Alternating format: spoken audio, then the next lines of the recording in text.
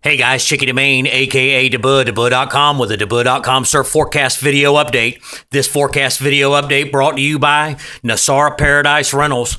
Planning your next trip to Costa Rica? Contact Nassara Paradise Rentals, NassaraParadiseRentals.com. Remember, there's no sorrow when you stay in Nassara.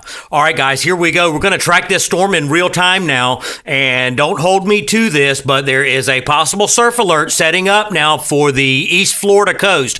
That could mean some fun waves to start off the 2014 ESA Regionals coming up in Melbourne here starting up Thursday and lasting to Saturday, but it's what's behind this next storm that's got us excited, guys. If you've been following our updates, the models continue to show an area of low pressure trying to sit down in the Atlantic next week. So we'll go walk through that with you. But right now, in the next 24 to 48 hours, we're going to be watching for an area of low pressure to develop just east of the Florida coast. This area of low pressure is forecast to move off rapidly towards the Outer Banks and up in here off the northeast states while bombifying. There are models that are suggesting that this thing could drop 50 millibars in a 24-hour period. If this storm was during tropical season and was coming at us from the other direction, there would be a lot of people that would be in trouble.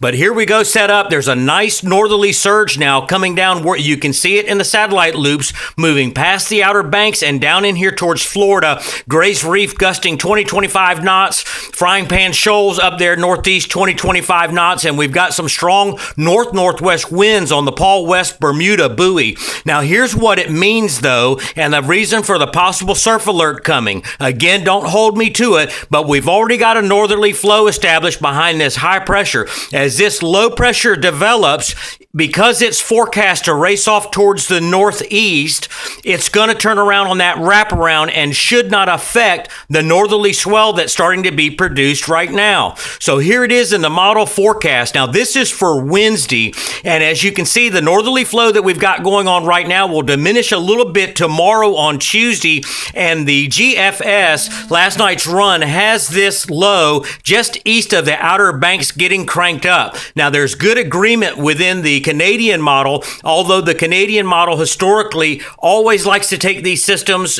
tropical or winter, and overblow them, but they're both suggesting the same thing. This is the CMC for Wednesday. Now, if this model holds true, we're going to see some strong northwest winds in here that is going to develop a 12 to 13 second swell period.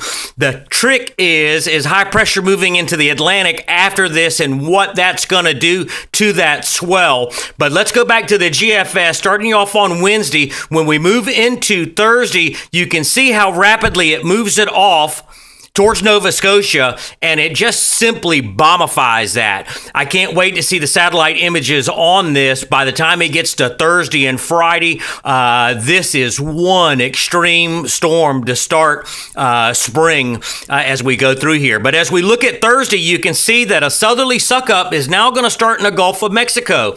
Winds turning out of the southeast in here, and Thursday, winds southeast for the 2014 ESA Championships down here in Melbourne. Now, this is the key here. If this southeast wind can get in here and blow some of that northerly swell back in here towards the coast, we could see some surf alert conditions. May not be clean and offshore, but there could be some nice size, and we'll show you that in the swell models as we work through this. But here we go, working through the forecast. And Gulf of Mexico fans, I'll do an update for you guys special here as we get into the next 72 hours. But as we go through here, the next low pressure system is now crossing the northeast, and high pressure becomes dominant out here in the Atlantic. As high pressure begins to break down on Sunday, look at the northeast flow coming into the Outer Banks with low pressure developing off the southeast U.S. coast. As we take you into Monday, you can see that it moves it out further. But look at that northeast fetch aimed at the Florida coast in here. Now, if this low pressure system begins to stall or hang out a little bit. That'll keep a northeast fetch aimed at Florida. Now, this is March 31st, and this could have implications for the Red Bull Call-em-out and the Surfing the Blues Festival, April 4th and 5th at the Jax Beach Pier. So you guys will want to make sure that you stay tuned in on the forecast for that. Let's go look at the swell models, and here's the next 72 hours on the swell models. Again, there's a northerly flow already being established off the East Florida coast and down here through the Outer Banks. And as you can see, a northeast ground swell of 12 to 13 seconds is going to come up on the wraparound. Now, what it means for size is yet to be determined. What we're going to be watching for in the next satellite loops is the exact location of this storm system and the shape of the storm. If we go back and look here, any deviation of the shape of the storm or a little bit tracked further east could mean the difference between 2 to 3 foot in swell height. So that's what we're going to be watching for, guys. Stay tuned for the next update.